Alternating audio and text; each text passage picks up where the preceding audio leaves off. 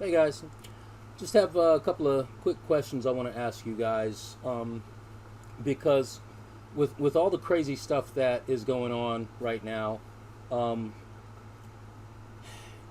there, I've said it a million times. There's a spiritual battle, and what we're seeing happen is, that spiritual battle that is happening all around us is spilling over into the physical world, and we're seeing crazy stuff that can't really be explained because, it's a spiritual battle, and so it's confusing for a lot of us. But I just want to ask you a couple of quick questions. The first question I have for you guys is this: if you were a slave and you thought you were free, you didn't know you were a slave, but you are a slave, and you've been deceived into thinking that you're free, would you want to know that you've been deceived and that you are a slave, or would you want to be left alone? Uh, Blissfully ignorant, let's call it, because there's an old saying that says ignorance is bliss, which you can see how that makes sense. If you don't know you're a slave, then you can enjoy your life. But if you, the moment you take that red pill, so to speak, not, and that's a reference to the Matrix, the red pill, blue pill. If you take the red pill, you wake up and see reality, that you're a slave. So if you were a slave, would you take the red? Would you want to know that you're a slave? That's my first question. Second question is, what would you do if you found out that your vote doesn't count? I mean, for nothing, your vote just doesn't count. Because, and I'll go a little further and give you a little explanation as to why I say that, is because let's say you found out your vote doesn't count because though you have two different places where you can cast your ballot, to cast your vote, you can go conservative and cast your vote for conservative, or you can go liberal and cast your vote liberal, pretty much. But what if you found out that both of those parties were both working for the same puppet master, and they were both advancing toward the same ultimate goal, which is one world order, one world religion, one world government, new world order, both this side and that side, through different means. I mean, this one is advancing liberal agenda to appease the people along the way so they don't know where they're headed. This one's advancing conservative agenda to appease that side. This side's up in arms, but this side's being appeased. And then, after 8 years of this, then 8 years of this, so these people are appeased, and these people are in an uproar, but it moves along that way towards the same agenda of one world government, new world order, one world religion, controlled by one person, which they call the Antichrist. And I'm not going to get into a lot of that, but I just wanted to, the question is, what would you do if you found out that your vote doesn't even count? And I just offered an explanation as to why your vote may not count, because it could be advancing us all toward the same end goal anyway. So if that's the case, if both sides are advancing us toward the same ultimate destination, if both of these sides are using a conservative agenda to advance in the same, to the same world, one world order, and these people are advancing liberal agenda to move us toward the same one world order of, hey, we all worship the same God, we all, and all this combining of genders, combining of religion, just coming together of all these things that don't belong together. Somehow we've been convinced that it makes sense that they be together, right? So ultimately, it doesn't matter if you're left or right, you're moving toward the one world order, which is going to consist of mostly AI, 5G grid, and there's going to be, the autonomous, there's the blending not only of the sexes, but also of biological functions to mechanical function. They're, talking about mixing us with, mechanics and electronics and all these other things that they want to merge man with, in the future. So it's all moving us to that same goal of that one world order, that new world order, and that one world religious leader. So if we're all moving, no matter liberal or conservative, toward that type of world, what's the difference whether you have liberal or conservative morals? It doesn't really matter in the end, because when the one world order is established, There's going to be one set of rules, and that's it for everybody. And they're going to be very much enforced, those rules. So, doesn't matter. I mean, they've already demonstrated that all they have to do is scare us with the rumor of a virus. We don't even have to see people falling out in the streets, just rumors of it, and they can get us to go in our homes and stay 6 feet apart from each other, terrified. There are people who won't even see their relatives. They're terrified to even come out. So, if you were a slave, would you want to know? I'm going to leave you guys with this little clip right here to kind of illustrate my point. And I hope you guys enjoy this. But moreover, I hope that you take this in. Because this struck me as pretty profound. And I hope you guys get something from this as well. And until the next time I see you, take care of yourselves and take care of the people that you love.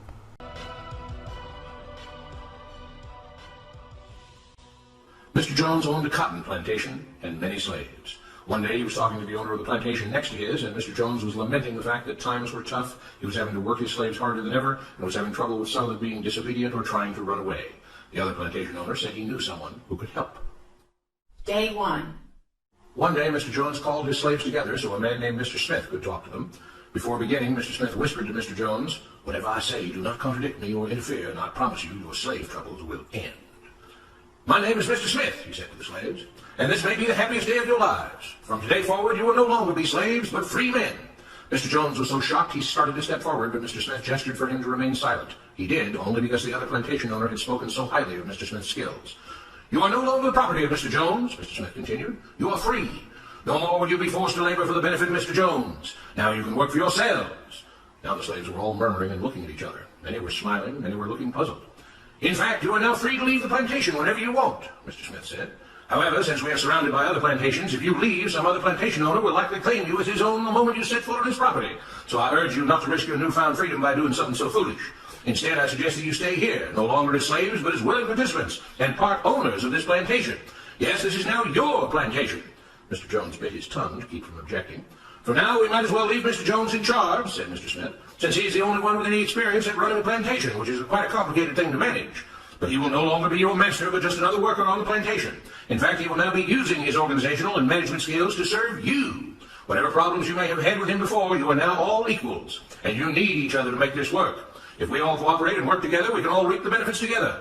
In honor of this happy occasion, I present you this new symbol of togetherness and cooperation, this flag, which shall be the emblem of the new free Jones plantation." He held up the new flag, but most of those listening were still too amazed to respond. "And this shall be our motto," Mr. Smith announced. "We work together as free men for our mutual benefit, pledging our allegiance to the Jones plantation, which stands for prosperity, liberty, and justice for all. To celebrate, everyone has the rest of the day off. Enjoy your freedom, do as you please, and be back here tomorrow morning, bright and early, so that we may begin work on this great and noble new endeavor as equal free men." Finally convinced that Mr. Smith was serious, the former slaves applauded and cheered. Day 2. "We all want this plantation to do well," Mr. Smith said at the beginning of the next meeting, "so we can all share in the benefits. We all know that it takes a lot of effort to make a cotton plantation work. Just because you're all free doesn't mean you can stop working. In fact, since you're now working for yourselves, I expect you to work even harder than ever before, but now with pride and joy, knowing that you're working for yourselves. Of course, there still have to be rules. If everyone just does whatever he wants, the plantation won't produce anything. This experiment will fail, and we'll all starve. You should be thankful that Mr. Jones has agreed to stay on to lend his knowledge and skills to this endeavor, and I trust you will all do your own part to make this work. Several of you have been chosen to act as project supervisors to manage different aspects of the operation, to make sure everyone is doing his assigned job, to make sure that the rules are followed, and so on. The rest of you may head out to the fields to start your first day of work as free men." Day 3. The next morning, Mr. Smith had a grim expression on his face as the daily meeting began. "I have an unpleasant duty to do today," he said. "Yesterday, Charles was caught keeping some of the cotton he picked, presumably to sell for his own personal profit.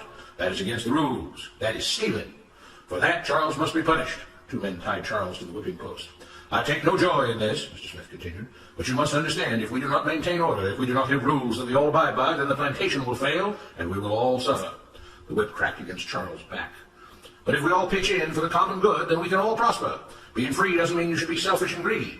We must each do our assigned duties and obey the rules, and then we can all benefit, and each of you will receive your appropriate share of the profits." A young man named Samuel stepped forward. "But if you and Mr. Jones decide the rules and whip us if we disobey, how is that any different from what we had before?" "How can you say that?" Mr. Smith asked. "I'm shocked. You were a slave before, and now you're free. Things still need to be managed and organized by those best qualified to do so. Do you know how to run a plantation, Samuel? Well, no, he answered. But if we're free, why do we get no say in what the rules are and how things work? I'm surprised at your ingratitude, Mr. Smith answered. None of you know how a plantation is run, so you're in no position to be making decisions about how things are done here. You don't seem to appreciate all the things that Mr. Jones provides for you, from protecting you from all the outside threats that you know nothing about, those who would come here, capture and enslave you, if not for Mr. Jones' protection, to making sure that you all have food and housing, tools to work with, you're cared for when sick and injured, and so on. There wouldn't be a plantation at all, no cotton to pick, no land to plant and harvest, if not for him.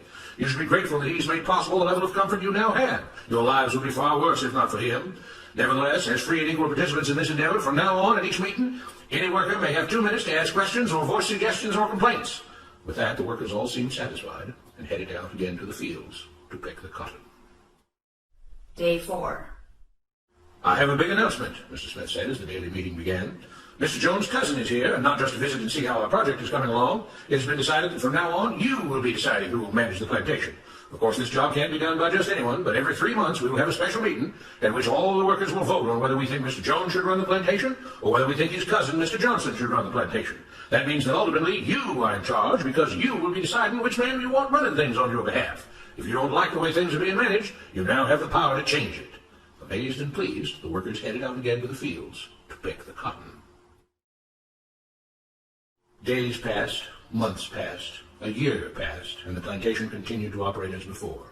Sometimes Mr. Jones was in charge, sometimes Mr. Johnson was in charge, but the day-to-day routine stayed exactly the same. The workers worked hard, long hours every day, and still had little to show for it. Every day the meeting would begin with them all reciting the Jones Plantation motto, "We work together as free men for our mutual benefit, pledging our allegiance to the Jones Plantation, which stands for prosperity, liberty, and justice for all." One day Mr. Smith announced, "Samuel is asked to say a few words this morning, and whatever the rest of us may think of his ideas and opinions, we are all free here, and that means we are all allowed to speak our minds. So, Samuel, you have 2 minutes. Begin." Samuel stepped forward, looking scared. "I was excited when all this started," he began, glancing nervously at Mr. Smith and Mr. Jones. "But don't you all see what's happened here? Nothing's changed. We're all still slaves." There were grumbles of disagreement from the crowd. "They tell us what to do and whip us if we don't. They still make all the rules and punish us if we disobey. They let us make suggestions and complain about things, but they never really change anything. They let us choose between Mr. Jones and Mr. Johnson, but what's the difference? The situation stays the same. We do all of the work and they take as much as they want and decide how much they'll let us keep. They live in luxury, made rich by the cotton we pick. We do all the work and have to build our own huts, grow our own food, and take care of ourselves. They leave us just enough that we don't revolt or run away. This is not freedom. We're all still slaves. They've only changed the words they use, but nothing else has changed. They say we're all free and equal, but we're not. They command and we obey. That's not freedom. That's not equality. They say we're free to leave, but all that means is that we're free to be someone else's slave. Why should we work or obey the rules? We didn't agree to this. They made the system. They forced it on us. They control and rob us and call it freedom. They've deceived you into thinking that being able to choose which slave master you'll work for is the same as being free. It's not. Open your eyes.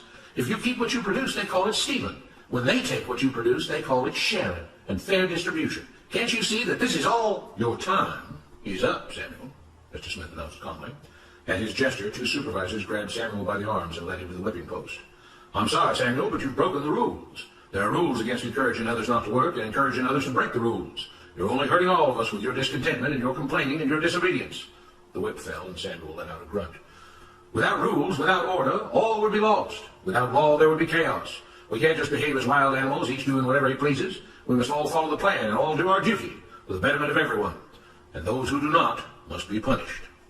The whip fell again and blood flowed freely from Samuel's back. "Samuel, it is you who are stealing from the others. When you don't do your assigned work, you are making more work for others. When you disobey the rules, it is you who are endangering the future of everyone else here. You are the thief. You are the criminal. You are the one trying to destroy the arrangement that keeps us all safe and prosperous." At every lash of the whip, the other workers cheered louder and louder, some yelling curses at Samuel.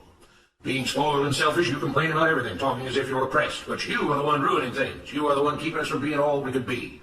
It is your greed and your rebelliousness that is hurting all of us. They all play by the rules," Mr. Smith said, gesturing at the others.